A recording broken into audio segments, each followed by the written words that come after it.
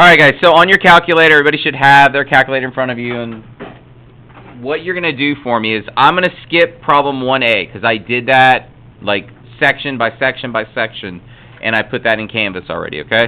So we are looking at 1B, and we are going to go through, and let's just talk about it first. Before I go in and I even start to use the calculator, can you guys tell me what kind of equation is 1A? Linear. So we know this is linear.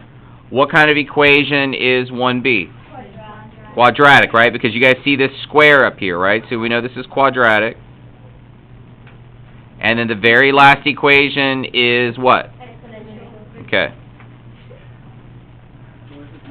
Okay, so that really should be your first step when you guys are solving these problems. You go in, you identify them, and just go and write the name down, because that's going to help you in the long run, okay?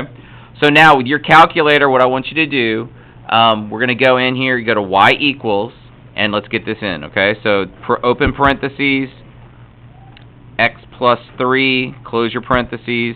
Now, two choice in squaring is, okay? You can square it by just using the x squared, or you can square it by doing the caret button and 2. If you do the caret button and 2, like I just did, you got to make sure you toggle to the right, and now we can put that minus 4 in.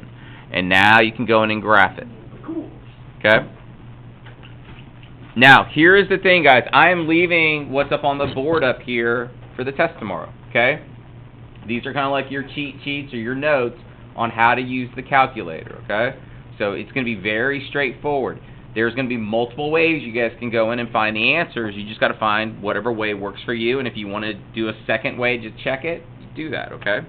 So now we've got this graphed, and we're going to go down our list here, okay? So the first thing is my domain. When I look at this graph, what do you guys think my domain is going to be if I'm doing left to right?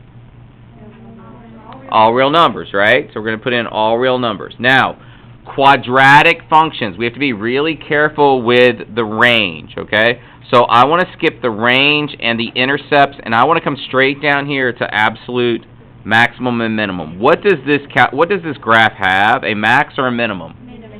Minimum, right? So we know that if we go down here, that is absolute minimum.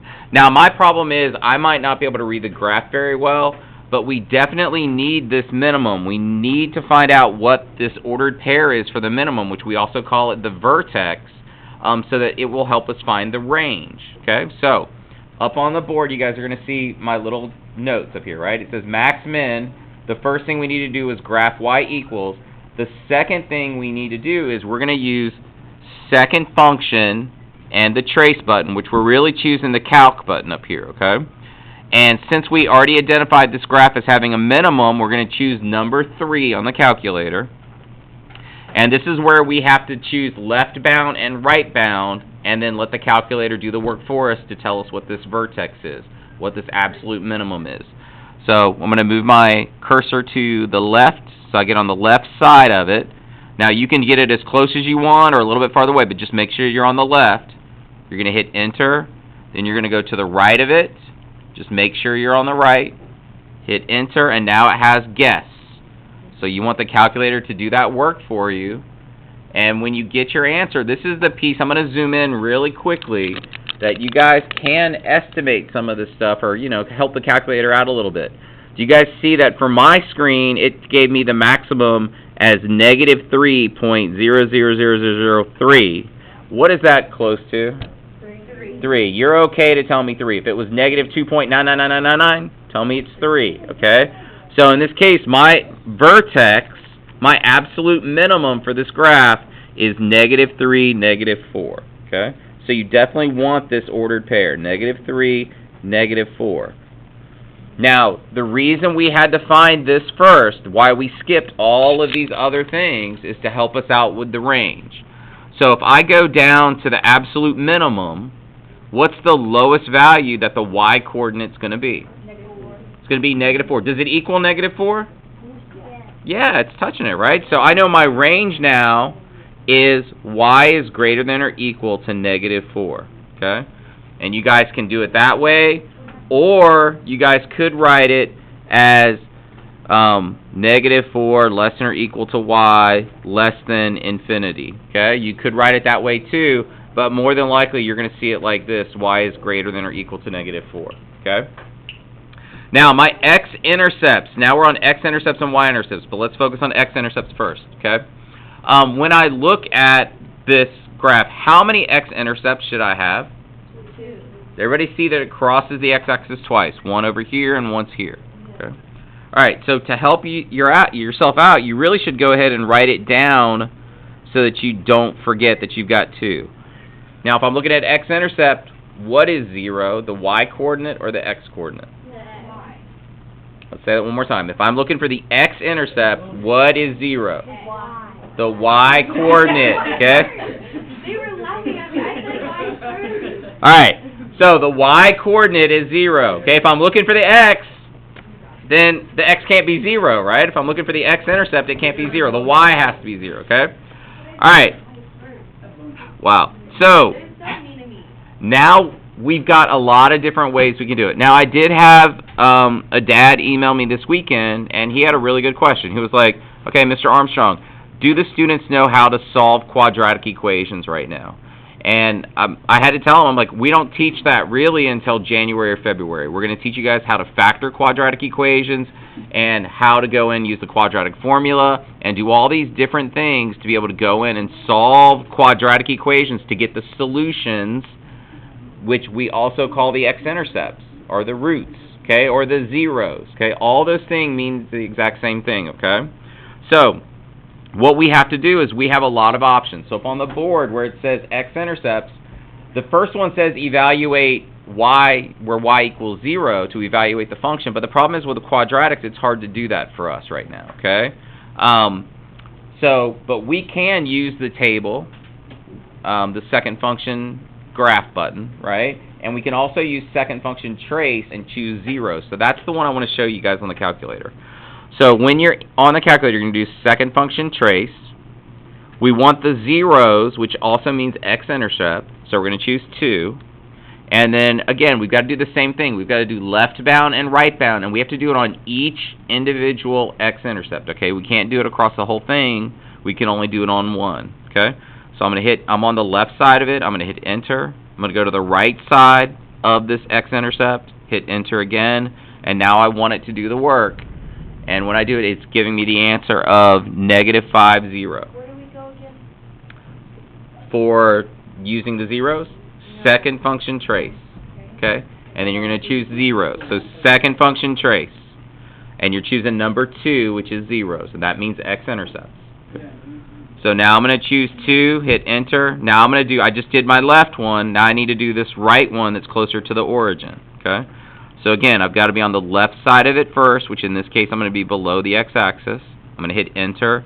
You're going to see that bar pop up. And now I need to go onto the right side of it, and I'm going to hit enter. And now, again, it says guess. We want it to do that work, so we hit enter, and it's telling me that the other 0 is -1, 0. So now I've got my x-intercepts, okay? Now, the other way to do it, and I'm going to show it to you, is to hit second function graph. And what we're looking for is if I'm looking for the x-intercepts, we know y has to be 0.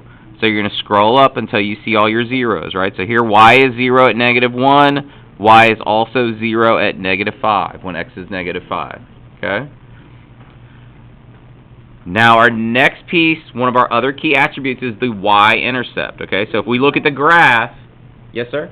Then what's the point of, like, actually going on, like, the model and, like, going and taking answers? You can just press graph and scroll and take it to Because right now, everything's nice and easy, right? I'm giving you whole numbers for your x-intercepts and y-intercepts.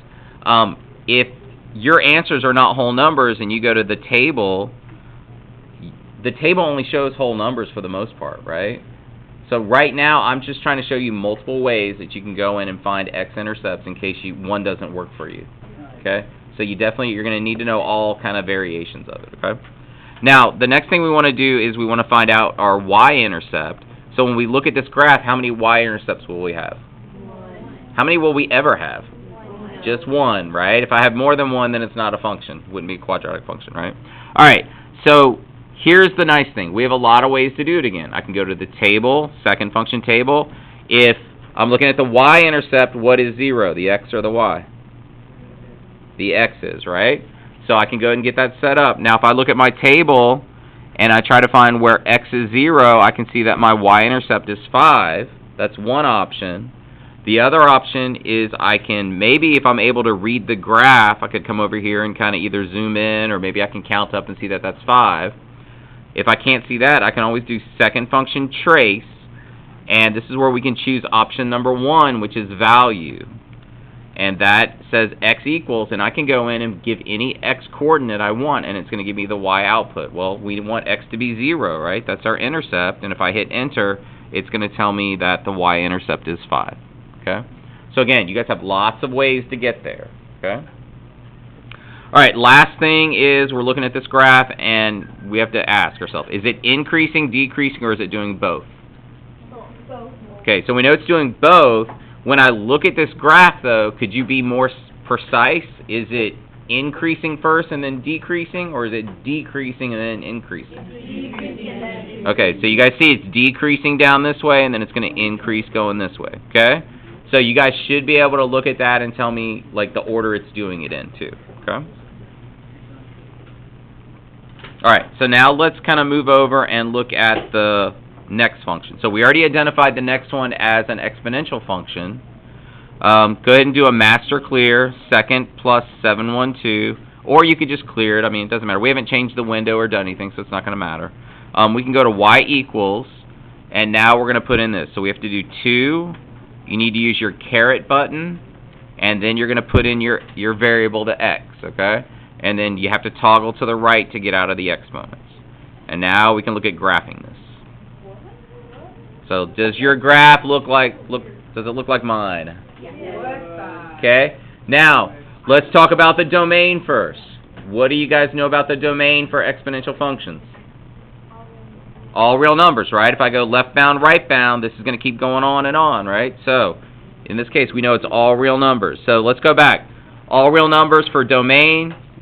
The domain for a quadratic function is also all real numbers. What is the domain and even the range for a linear function? All real numbers. So, if you guys are looking for patterns between these type of functions, you can kind of see that the domains are the same all the way across, and then you could add range for a linear function. They're all real numbers. Unless I give you a word problem or I do something like that that gives you conditions on the equation, it's always all real numbers for us, okay? Now, the next thing we need to look at is we need to look at the range, but we have to be really careful with this range, okay? Does this graph does it look like it goes through the x-axis? Does the graph visually look like it goes through it? It looks like it, right? It looks like it's right on that x-axis, okay? Now, what I'd like you to do is you're going to do second function and graph, which we're really going into the table, and I want you to start going where your x coordinates are negative, okay? What do you notice about all of your y values? They're decimals, right? And now they even have this weird looking thing that says like 6.1 e to the negative, or e to negative 5, right? So, to let you guys know what all that is the e to the negative 5. This is scientific notation, okay? And we're definitely going to study scientific notation later. There's a whole little like section on it. So that negative 5 is telling me to wherever that decimal is, that I need to move it to the left 5 places, okay? So that's going to put a lot of zeros in front of this number, okay? It's going to put 4 zeros in front of it. So do you guys remember the magician that kept on taking the rope and cutting it in half and cutting it in half, and it got smaller and smaller and smaller? That's what's kind of happening here for us, right? Things are getting smaller and smaller. But is it ever going to get to 0 if he could be Ant-Man and keep cutting that rope down and down and down? No, it's not, right? So when we talk about the range of this graph, you're going to tell me that it is going to be y is greater than 0, okay? If I have a graph that looks like it's going, if I have a graph like this one, I'll draw you a short one. Here's my x and y axis, but then I have an exponential function, and let's say this is, I don't know, negative 5, and the graph is going like this. Does that look like it's going to hit negative 5? It looks like it's going to, but what's the range really going to be? Not y equals, but y what? Right, this would be y is greater than negative 5, right? We know it's not going to equal it because this is another exponential function that's getting closer and smaller to 5, right? So, in this case, for the one that we're doing right now, this is y is greater than 0, okay? Now, if it doesn't ever touch the x-axis, does it have an x-intercept?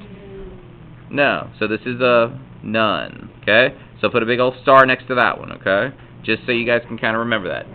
If it doesn't touch the x-axis, then it's not going to have an x-intercept, okay? Now, when you look at the graph of this, does it cross the y-axis? Yeah, it crosses the y. So I have to have a y. I'm going to have a y-intercept. And again, we know that x is 0, so you can either try to read the graph, or you can go second function table, and you're trying to find where your x-coordinate, or your x-coordinate is 0. And when we get down here to 0, it looks like my y value is 1. So my y-intercept is 0, 1. Okay? Now, does this graph have an absolute maximum or minimum? No, right? This keeps on going up and up forever, and then this doesn't have a minimum because I keep taking that smaller half and making it, I keep cutting it in half, and it gets smaller and smaller. So it never has a minimum for us, okay? So this has none. And then when you look at this graph, can you tell me if it's increasing or decreasing or both? This one's increasing, right? If it was going the other direction, it'd be decreasing, okay? So this one's definitely increasing, okay? Now, if you're looking for patterns in all these kind of key attributes between linear functions and everything, the nice thing is when you talk about absolute maximums or minimums, only quadratic functions have that, okay? When we talk about increasing and decreasing, only quadratics does both, okay? All right, do you guys have any questions about this section? Pretty straightforward?